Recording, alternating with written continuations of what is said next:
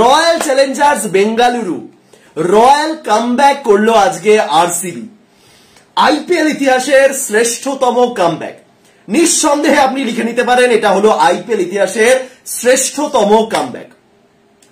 8 ম্যাচে 2 পয়েন্ট, 8 ম্যাচে 2 পয়েন্ট। আজ থেকে এগিয়ে যান, তখন ওটা কলকাতা ভার্সেস আরসিবি ম্যাচটা ছিল, ম্যাচ নাম্বার কত 34-35 হবে হয়তো।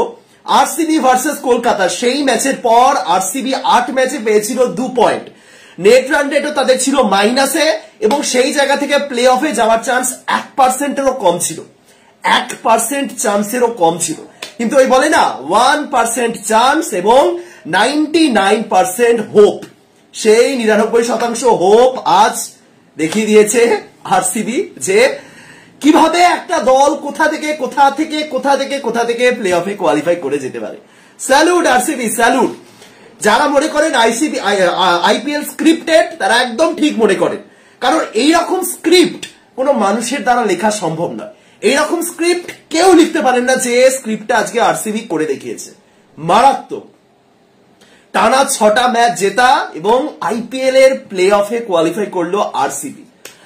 ম্যাচ শেষ হয়ে যাওয়ার পর কোহলি একেবারে চোখ ছলছল অবস্থায় মাটিতে বসে পড়েছিলেন। আমি জানি না ঠিক কি কারণে এই ব্যাপারটা, মানে প্লে অফে কোয়ালিফাই করতে পেরেছে আরসিবি, নাকি একটা অসাধারণ ম্যাচ জিততে পেরেছে, নাকি তার বড় ভাইয়ের মতো মহেন্দ্র সিং ধোনি এটা শেষ ম্যাচ হতে পারে, আমি জানি না কি কারণে। বিশ্বাস করুন ওই জায়গাতে কোহলিকে দেখে না মনটা ভালো হয়ে গেছিল, কোহলিকে ওই অবস্থাতে দেখেও মনটা ভালো হয়ে গেছিল এবং আমি কোহলির জন্য খুব খুশি। একজন মহেন্দ্র সিং ধোনির ফ্যান হওয়া সত্ত্বেও যে চেন্নাই হেরে গেল বা ধোনি হেরে গেল, সেই জায়গা থেকে দাঁড়িয়ে আমি কোহলির জন্য খুশি। এই লোকটা দিনের পর দিন আরসিবির জন্য লড়ে গেছে, যতটা করা দরকার আরসিবির জন্য করে গেছেন এবং এই জয়টা আরসিবির বাকি প্লেয়াররা যেন কোহলির জন্য ডেডিকেট করে গেলেন। একটা মারাত্মক ম্যাচ, মারাত্মক। অড কত কিছু অড যে আরসিবির এগেস্টে ছিল বলা মুশকিল। আমি আগের দিনে ভিডিও বানিয়ে বলেছিলাম যে আরসিবির লাক খুবই ভালো। আরসিবি যে দল, মানে তারা আগের দিনই চাইলো যে লখনৌ যেন আর জিততে না পারে, লখনৌ যেন হেরে যায়। তারা যে দলের জয় চাইছিল সেই দলই জিতছে, যে দলের হার চাইছিল সেই দলই জিতছে। আগের দিন আমি ভিডিওতে বলেছিলাম যে আরসিবির লাক খুব ভালো, খুব ভালো, তারা যা চাইছে তাই হচ্ছে। কিন্তু এই লাকটা ততটাই ভালো হওয়া দরকার যতটা লাক দিয়ে বৃষ্টিকে দূরে সরিয়ে দেওয়া যায়। আপনারা কতটা ওয়েদারের খবর জানেন আমি জানি না। আজকে যে ম্যাচটা হলো, এই মুহূর্তে, এই বিকেলবেলা এবং সন্ধেবেলা এই চিন্নাস্বামীতে বৃষ্টি হওয়ার সম্ভাবনা ছিল 90%। এটাকে আপনি লাখ বলবেন না তো কি বলবেন? 90% বৃষ্টি হওয়ার সম্ভাবনা ছিল আজকে, যেখানে ওই একবার বৃষ্টি পড়লো তারপরে আর বৃষ্টি এলোই না। তাহলে এটাকে আপনি লাখ বলবেন না তো কি বলবেন? আরসিবির পারফরমেন্সকে কোনোভাবেই ছোট করা যাবে না, কোনোভাবে না, কিন্তু তার সাথে যে লাখগুলো দরকার প্রত্যেকটা লাখ আরসিবির ফেভারে ছিল এবং এটা হলো মিরাকেল। এটা মিরাকেল, আমি এটাকে ওই মিরাকেল ছাড়া কিছু বলবো না। একটা মিম রয়েছে না, ওয়েলকাম সিনেমার যে মিমটা রয়েছে, অক্ষয় কুমার যখন দু হাত উঁচিয়ে বলছে মিরাকেল মিরাকেল, ঠিক সেই জিনিসটা আজকে করে দেখিয়েছে royal Challengers Bengaluru. Actually miracle. টানা 6টা ম্যাচ জিতে 1%-এর কম সম্ভাবনা ছিল সেখান থেকে প্লে অফে, এবং পুরোটাই তাদের নিজেদের হাতে ছিল লাস্ট ম্যাচে এসে। তা আবার 1 ম্যাচ বাকি থাকতে তারা কোয়ালিফাই করে গেল। অসাধারণ। আইপিএল এর শুরুতে আরসিবি কে নিয়ে সবার রাগ ছিল, আরসিবি কে নিয়ে প্রত্যেকটা সমর্থকের রাগ ছিল। আমি একাধিকবার ভিডিওতে এসে বলেছিলাম যে আরসিবি দলটাকে তুলে দিক, আরসিবি দলটা তুলে নিক। বিরাট কোহলি যেভাবে দিনের পর দিন খেলে চলেছেন, কোহলির জন্য তো আরসিবি কিছু করছে না, কোনো মর্যাদা দিচ্ছে না, সম্মান দিচ্ছে না, কিছু দিচ্ছে না। কোহলি তিনি অরেঞ্জ ক্যাপ নিয়েই শেষ করছেন, ম্যাক্সিমাম ক্ষেত্রে এবারও তার মাথায় অরেঞ্জ ক্যাপ রয়েছে এবং সেই জায়গাতে দাঁড়িয়ে অনেকে আবার বলছেন যে কোহলি নিজের জন্য খেলেন, টিম কি করছে না করছে সেই নিয়ে কিছু এসে যায় না। রাগগুলো এই কারণে আরো বেশি হতো। আরসিবি ম্যানেজমেন্টকে তো দোষ তো দিতেই হয়। এতদিন এই লাস্ট 6টা ম্যাচ যে জিতেছে, তার আগের 8খানা ম্যাচে আরসিবি প্রদর্শন দেখুন, এবং আপনি ম্যানেজমেন্টকে যদি দায়ী না করেন তাহলে আমি জানি না কেন করবেন না, হয়তো আরসিবি কে বেশি ভালোবাসেন, কিন্তু ম্যানেজমেন্টকে নিয়ে সত্যি কিছু বলার ছিল না। কিন্তু তার মাঝেও যখন বিরাট কোহলির মাথায় অরেঞ্জ ক্যাপ ছিল, ওই জায়গাতে দাঁড়িয়ে অনেকেই বলতেন যে কোহলি নিজের জন্য খেলছেন, দল জিতুক কি হারুক তাতে তার কিছু এসে যায় না, কোহলির অরেঞ্জ ক্যাপ চাই এবং কোহলি তার জন্যই খেলছে। এই মন্তব্যগুলো আসতো এবং এই কারণে আরো বেশি রাগ হতো যে কোহলি যদি নিজের জন্য খেলতেন তাহলে যে রানটা করেছে না তার ডবল রান থাকতো। তার নিজের জন্য খেললে অন্য অনেকভাবে তিনি নিজের জন্য খেলতে পারতেন, তাকে সিচুয়েশন অনুযায়ী খেলতে হতো না। কোহলি যদি নিজের জন্যই খেলতেন না, তাহলে এই যে তার ওই 67 বলে সেঞ্চুরি সেই নিয়ে যে ট্রোল হয়েছে সেইগুলোও হতো না। কোহলি কোনোদিনও 67 বলে সেঞ্চুরি করতেন না যদি তাকে নিজের জন্য খেলতে হতো। নিজের জন্য যদি খেলতে হতো, কোহলি এর চেয়ে বেটার স্ট্রাইক রেটে খেলতে পারেন এবং 1000 বার খেলতে পারেন, কিন্তু তাকে দলের জন্য খেলতে হয়।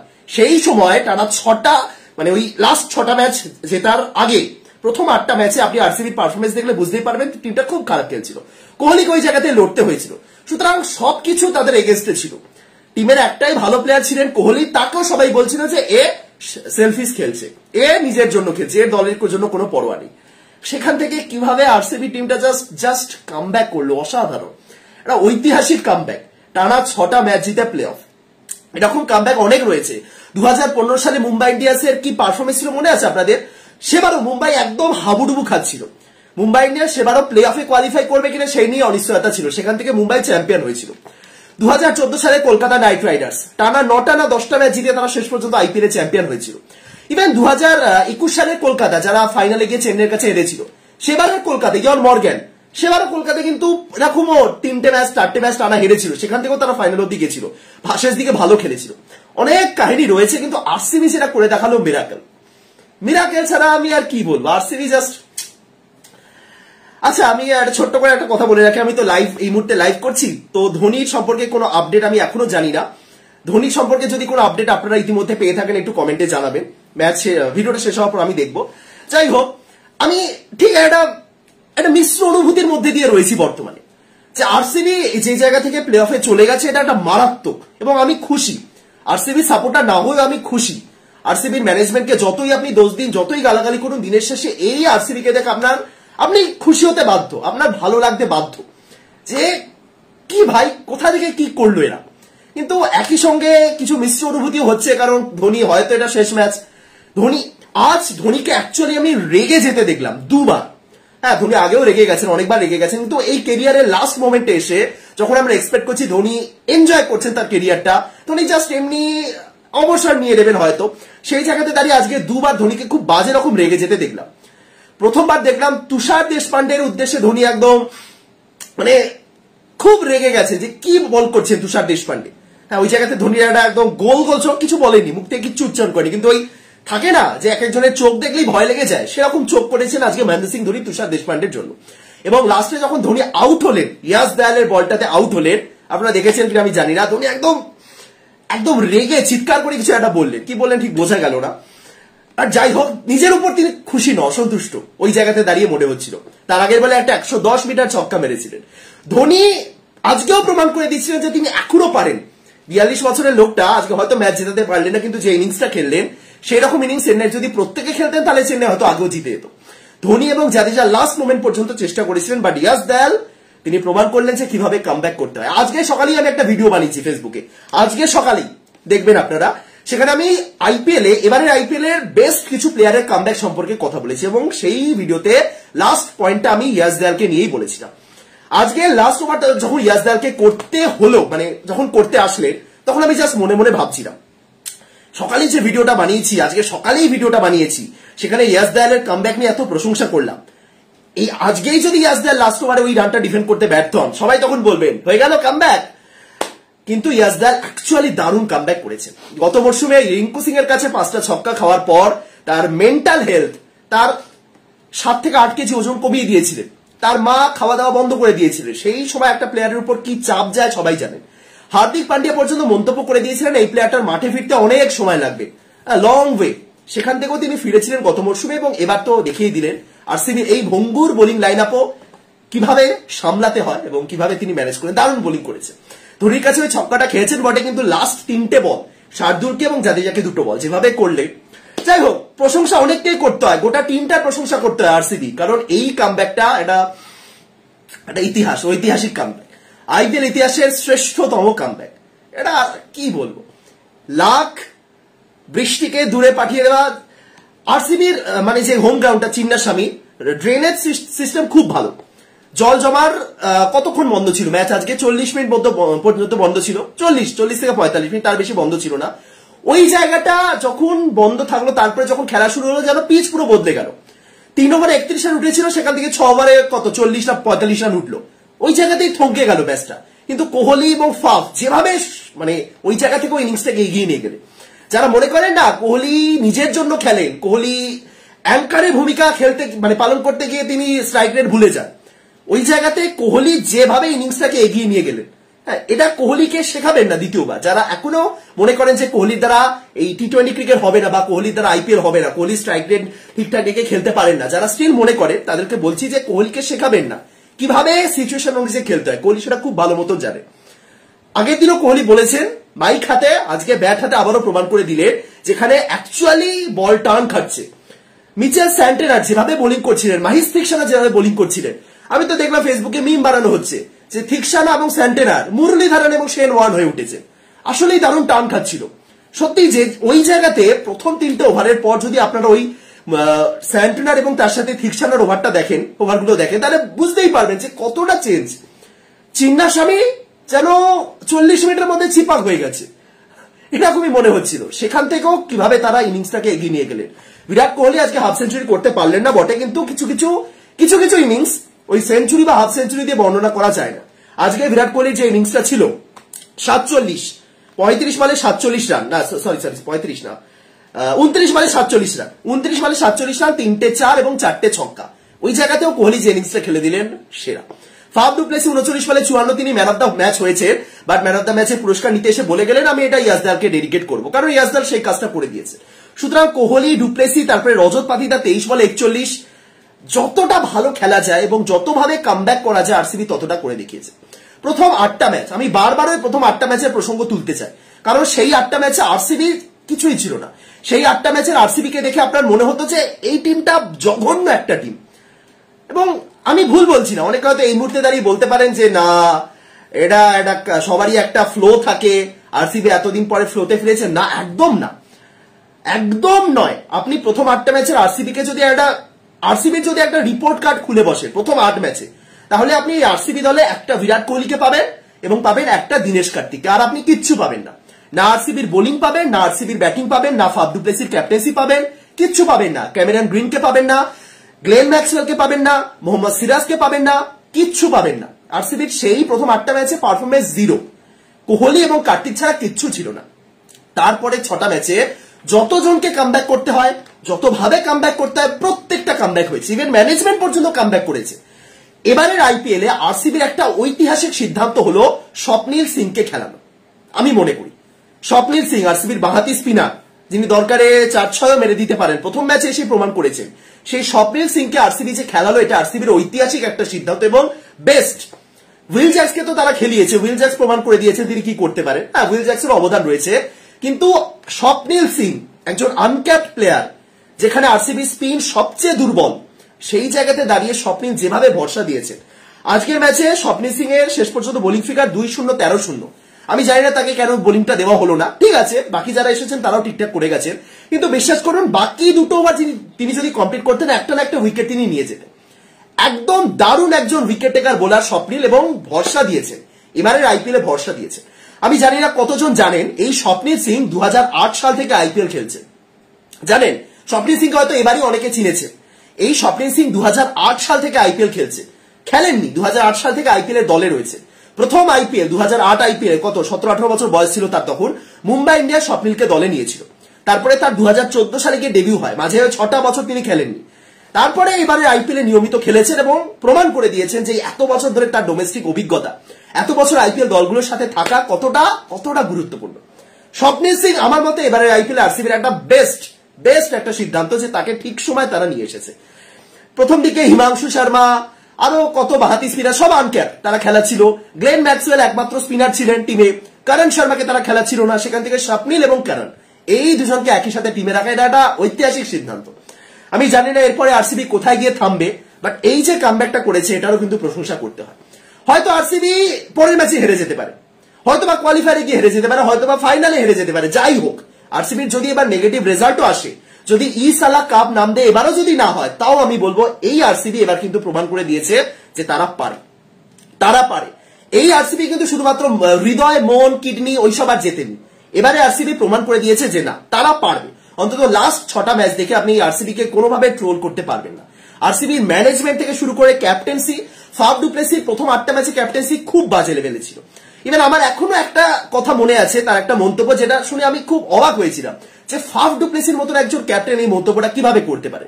তিনি বলেছিলেন, গ্লেন ম্যাক্সওয়েল আমার কাছে একজন স্পিনার হিসেবে ছিলেন, কিন্তু আমরা তাকে ব্যবহার করছিলাম না, কারণ বিপক্ষ দলে কোনো বাঁহাতি ব্যাটার ছিলেন না। কারণ আমার কাছে একজন অফ স্পিনার রয়েছে, সেই অফ স্পিনার হয়তো একজন বাঁহাতি ব্যাটারের সামনেই কার্যকরী হতে পারে। এই মন্তব্যটা আমার খুবই সিলি লেগেছিল। ফাফের থেকে আমি এই ধরনের মন্তব্য কোনোদিন এক্সপেক্ট করি না। হ্যাঁ, হয়তো তরুণ ক্যাপ্টেন, প্রথমবার দায়িত্ব নিয়েছে, ঠিক আছে, কিন্তু ফাফ যখন এই মন্তব্যটা করেছিলেন, আমি একাধিকবার এই কথাটা উল্লেখ করেছি এর আগে ভিডিওতে। সেখান থেকে ফাফ ডু প্লেসি ক্যাপ্টেন হিসেবে কতটা ভালো শেষ 6টা ম্যাচে তিনি দেখিয়ে গেছেন। আজ যে ক্যাচটা ধরলেন, লাফিয়ে পড়ে যে ক্যাচটা ধরলেন, মারাত্মক মারাত্মক। মানে যতভাবে ফর্মে ফেরা যায় না, সিরাজকে নিয়ে সবাই একদম গালমন্দ করছিলেন। সিরাজ দেখুন লাস্টে কিভাবে কামব্যাক করেছেন। আর সিরাজ একটু এক্সপেন্সিভ, 4 ওভারে 35 রান দিয়েছেন, বাট স্টিল ইয়াস দয়াল 4 ওভারে 42 রান দিয়েছেন, কিন্তু ইম্পর্টেন্ট 2টো উইকেট এবং লাস্টে ম্যাচ বাঁচিয়ে দিল। ইভেন আমি মনে করি এই জায়গাতে যদি আলজারি জোসেফকেও খেলানো হতো না, আলজারি জোসেফও ফর্মে ফিরে আসতেন। একটা দারুণ ফেস চলেছে আরসিবি, এইরকম ফেস প্রত্যেকটা দলের আসুক, এইটুকুনি চাই জাস্ট। এবং কোথা থেকে উঠে এলো আরসিবি, 8 ম্যাচে 2 পয়েন্ট। যে সময় 8 ম্যাচে 2 পয়েন্ট ছিল আরসিবির, সেই সময় পয়েন্টস টেবিলের 4 নম্বর দল চেন্নাই সুপার কিংস, তারা 8 পয়েন্ট নিয়েছিল 7 ম্যাচে। আপনি জাস্ট কল্পনা করুন, ইমাজিন করুন যে কতটা কঠিন। যে মুহূর্তে আরসিবি 8 ম্যাচে 2 পয়েন্ট নিয়ে একদম লাস্টে ছিল কলকাতার বিপক্ষে হেরে যাওয়ার পর, সেই সময় চেন্নাইয়ের পয়েন্ট ছিল 7 ম্যাচে 8, 7-এ 8, 8-এ 2, 6 পয়েন্টের ডিফারেন্স, প্লাস একটা বেশি ম্যাচ খেলেছিল আরসিবি। সেটা কিভাবে তারা ম্যানেজ দিল? শুধু যে জিততে হতো তা নয়, এই যে 14 পয়েন্টে আরসিবি কোয়ালিফাই করে গেল। আপনারা যদি নিয়মিত আইপিএল দেখেন, গতবারে আইপিএল দেখলেও বুঝবেন, 16 পয়েন্টও কিন্তু কোনোদিনও একেবারে সিকিউর নয়। 16 পয়েন্টে কোয়ালিফাই করা মুশকিল হয়ে পড়ে, যেখানে 10খানা দল রয়েছে। সেখানে এই মুহূর্তে দাঁড়িয়ে 14 পয়েন্টে আরসিবি স্মুথলি কোয়ালিফাই করে গেল। এত ভালো খেললো তারা, রান রেটটা বাড়িয়ে রাখলো। টানা 6টা ম্যাচ জিতলে এমনি রান রেট বাড়বে, কিন্তু আরসিবি সেরা সেরা। হাততালি একটা আরসিবির জন্য, একটা উঠে দাঁড়িয়ে হাততালি দেওয়া উচিত। আমি বেরিয়ে যাবো তাই দিচ্ছি না, কিন্তু এই ধরনের কামব্যাক, হ্যাটস অফ, স্যালুট। কি ম্যাচ দেখলাম। এবার ওই যে শুরুতেই বলছি, মিশ্র অনুভূতি। আমি কি নিয়ে সেলিব্রেট করব, কি নিয়ে দুঃখ পাবো আমি জানি না। আরসিবির জয় আমি খুশি, আমি মন থেকে খুশি। কোহলির জন্য আমি খুশি। কোহলির একটা সেলিব্রেশন, বাউন্ডারি লাইন থেকে তিনি দৌড়ে আসছেন, তিনি অ্যাগ্রেশন নিয়ে বাউন্ডারি লাইন থেকে দৌড়ে আসছেন, এবং সবার আগে ফাফ ডু প্লেসি তাকে জড়িয়ে ধরছে। কোহলি ওই যে দৌড়ে আসছেন এমন নয় যে কোহলি এমনি র্যান্ডম দৌড়ে আসছে। ফাফ ডু প্লেসি অপেক্ষা করছে যে কোহলি কখন বাউন্ডারি লাইন থেকে দৌড়ে আসবেন এবং এসে তাকে জড়িয়ে ধরবে। কোহলি এবং ফাফের বন্ডিং অ্যাকচুয়ালি কিন্তু এই মুহূর্তে দেখে মনে হচ্ছে বেস্ট, বিগত কয়েক বছর ধরে চলছে। কোহলি কি বলবো, এই কোহলি আইপিএল ট্রফি জিততে পারেননি, কিন্তু তার আইপিএল ট্রফি না জেতার সব দুঃখ কষ্ট সবকিছু মুছে যায় এরকম সিচুয়েশনে এসে। এই যে জিনিস আজকেও দেখলাম ম্যাচ শেষের পর, এই যে টুপি নিয়ে, কোহলি টুপিটা নিয়ে এরকম ভাবে যাচ্ছিলেন, ঠিক এরকম ভাবে, মানে মুখটা ঢেকে, অরেঞ্জ ক্যাপ ছিল তার, মুখটা ঢেকে এরকম ভাবে যাচ্ছিলেন। ঠিক সেম জিনিস কিন্তু গত বছর আমরা দেখেছিলাম বিরাট কোহলি। গত বছর বিরাট কোহলি গুজরাটের বিপক্ষে ম্যাচটা হেরে যাওয়ার পর আরসিবি, তিনি কষ্টে মাথায় টুপিটা চাপিয়ে দিয়েছিলেন। সেই দৃশ্যটা দেখে খুব খারাপ লেগেছিল। ফেসবুকে ওটা নিয়ে লেখালেখি হচ্ছিল। দেখুন, যে লোকটা দিনের পর দিন আরসিবির জন্য করে যাচ্ছে, তাকে আরসিবি কিছু ফেরত দিচ্ছে না। আজকেও সেম একটা জিনিস দেখলাম যে কোহলি ম্যাচ জিতে মাথায় ওরকম টুপিটা নিয়ে যাচ্ছে। এখন দুঃখের কিছু নেই, এখন একটা আনন্দের মুহূর্ত। আরসিবি প্রায় অসাধ্য সাধন করে প্লে অফে এসেছে, এবং এই জায়গাতে দাঁড়িয়ে মনে হচ্ছে যে দলে আসুক আরসিবি জাস্ট হেলায় উড়িয়ে দিতে পারে প্রত্যেকটা দলকে। হায়দ্রাবাদকে মনে আছে, হায়দ্রাবাদকে একদম উড়ন্ত হায়দ্রাবাদকে বাড়িতে টেনে নামিয়েছিল আরসিবি, সেই ছিল তাদের উত্থান। সেই হায়দ্রাবাদের মুখোমুখি আবারও কিন্তু আরসিবি হতে পারে। আমি জানি না, রাজস্থানও আসতে পারে যদি রাজস্থান শেষ মুহূর্তে গিয়ে হেরে যায় এবং আরসিবি হায়দ্রাবাদ জিতে যায়। তবে এই মুহূর্তে রাজস্থান বলুন, হায়দ্রাবাদ বলুন, কোন দলই কিন্তু অপ্রতিরোধ্য মনে হচ্ছে না, অন্তত এই আরসিবির সামনে। তাও হায়দ্রাবাদ লড়াই করতে পারে, হায়দ্রাবাদের প্লেয়াররা একই রয়েছে, ট্রাভিস হেড, প্যাট কামিন্স বা হেনরিক ক্লাসেন, তারা রয়েছেন। আরসিবি কিন্তু রাজস্থান রয়্যালস কিন্তু অ্যাকচুয়ালি চাপে পড়বে। জস বাটলারের মতন একজন প্লেয়ার নেই, তার অভাব কতটা যে রাজস্থান রয়্যালস টের পাচ্ছে আলাদা করে কিছু বলার নেই। সুতরাং আরসিবি যদি এই রাজস্থান যদি আরসিবির সামনে পড়ে, অ্যাডভান্টেজ আরসিবি, অনেকটা বেশি অ্যাডভান্টেজ আরসিবি। হায়দ্রাবাদও যদি পড়ে আমি অন্তত আরসিবি কে খুব একটা পিছিয়ে রাখতে পারছি না। এই টিমটা এই মুহূর্তে দাঁড়িয়ে মনে হচ্ছে অপ্রতিরোধ্য টিম। এই টিমটার যে টিমটার সবচেয়ে উইক পয়েন্ট ছিল বোলিং, সেই টিমটার বোলিং ভালো প্রদর্শন করছে। সেরা সেরা একটা আলাদাই ম্যাচ দেখলাম, 68 নম্বর ম্যাচ আজকে শেষ হলো, আর দুখানা ম্যাচ বাকি। কালকে দুটো ম্যাচ খুবই একদম মানে ইম্পর্টেন্স সেরকম নেই, তবে কে কত নম্বরে শেষ করবে সেটা একটা ইম্পর্টেন্ট। তবে আরসিবির পরের ম্যাচ 22 তারিখ এলিমিনেটর ম্যাচ নরেন্দ্র মোদী স্টেডিয়ামে যাচ্ছে, দেখা যাক কি হয় শেষ পর্যন্ত। তবে এটা একটা অদ্ভুত একটা সিচুয়েশনে দাঁড়িয়ে আছি আমি। দেখুন, আমি এই যে ভিডিও বানাই, আমি কিন্তু কোনো নির্দিষ্ট দলের পক্ষে বা বিপক্ষে অনেক কথা হয়তো বলি, কিন্তু দলের হয়ে ভিডিওটা আমি কখনো বানাই না। মানে এটা একটা জাস্ট ক্রিয়েটার হিসেবে পেজ, আমি প্রত্যেকটা দল নিয়ে ওপিনিয়ন দিই। অনেকে ভাবতে পারেন এ আজকে কলকাতার প্রশংসা করছে, পরদিন চেন্নাইয়ের প্রশংসা করছে, তারপরের দিন আরসিবির প্রশংসা করছে। এ ভাই কোন টিমের সাপোর্টার? অনেকের মনে এই প্রশ্নটা আছে, অনেকে কনফিউজ হয়ে যায় যে ভাবে যে এ ভাই কোন টিমের সাপোর্টার, এই যে যেতে তাকে কি সাপোর্ট করে? ওরকম নয়, জাস্ট প্রত্যেকটা দল যখন জেতে সেই দলের সাপোর্টারদের মনে কি থাকে সেটাই আমি জাস্ট আমার ভিডিওর মাধ্যমে প্রকাশ করার চেষ্টা করি, এবং তার সাথে অবশ্যই একটা নিউট্রাল একজন ক্রিয়েটার হিসেবে যে জিনিসগুলো বলা দরকার সেটাই বলি। কিন্তু এই মুহূর্তে দাঁড়িয়ে এই ভিডিও বানাতে বানাতে এমন একটা খুব একটা অদ্ভুত জায়গায় চলে এসেছি। এত বছর ধরে যারাই জেতে তাদেরকেই মনে হয় এরা যেন কাপ পায়, এরা কাপ ডিজার্ভ করে। সুতরাং এই মুহূর্তে দাঁড়িয়ে আসলে কোন দলকে সাপোর্ট করা উচিত, কোন দল জিতলে আমি বেশি খুশি হব, সেটা নিয়ে আমি একটু চাপে রয়েছি। এই মুহূর্তে দাঁড়িয়ে মনে হচ্ছে যে প্রত্যেক যেই জিতুক খুশি হব, কেউ হেরে গেলে হয়তো কষ্ট পেতে পারি। ব্যাপারটা ঠিক এই জায়গাতে দাঁড়িয়ে, মানে ওই এই দলটা জিতছে ভালো লাগছে না, পোষাচ্ছে না, সেই ব্যাপারটাই যেন উড়ে গেছে। সুতরাং এই মুহূর্তে দাঁড়িয়ে মনে হচ্ছে যেন কলকাতা ট্রফি জিতুক, এই ব্যাঙ্গালোরও ট্রফি জিতুক, এরাও ডিজার্ভ করে। চেন্নাইকে পারলে একেও আইপিএল প্লে অফে তুলে দাও, কারণ ধোনি রয়েছেন, বাট সেটা তো সম্ভব নয়। সুতরাং যে ভালো খেলবে সেই যেন জেতে। কলকাতার জন্য একটু বেশি রয়েছে ব্যাপারটা, দেখা যাক কি হয়। কলকাতা হারলে কষ্ট পাবো, কিন্তু যদি আরসিবি জিতে যায় তাহলে পাবো না। বুঝতে পারছেন কি সিচুয়েশন দাঁড়িয়ে আছি? এই আরসিবি কে দেখে মনে হচ্ছে এরা ট্রফি ডিজার্ভ করে। কলকাতা যেভাবে খেলেছে, কলকাতাকে দেখেও মনে হচ্ছে ভাই এটা তো ট্রফি না পেলে তো মুশকিল। সেটা জায়গায় পৌঁছে গেছে আইপিএল 2024। আর জাস্ট 2 আর 4 6টা ম্যাচ, তারপরে আমরা পেয়ে যাচ্ছি চ্যাম্পিয়ন। এবং দেখি এবার ধোনি কি বলেন। ধোনি তো আনপ্রেডিক্টেবল, তিনি এতক্ষণ একটু হাসি মুখে ছিলাম, এরপরে যদি ধোনির কোনো একটা অবসরের ঘোষণা পাই, এত সহজে দেবেন না। ধোনি ওই মাইকে অ্যানাউন্স করে ওইসব কিছু করেন না, হঠাৎ করে হয়তো একদিন ফেসবুকে দেখবো, দ্যাটস ইট।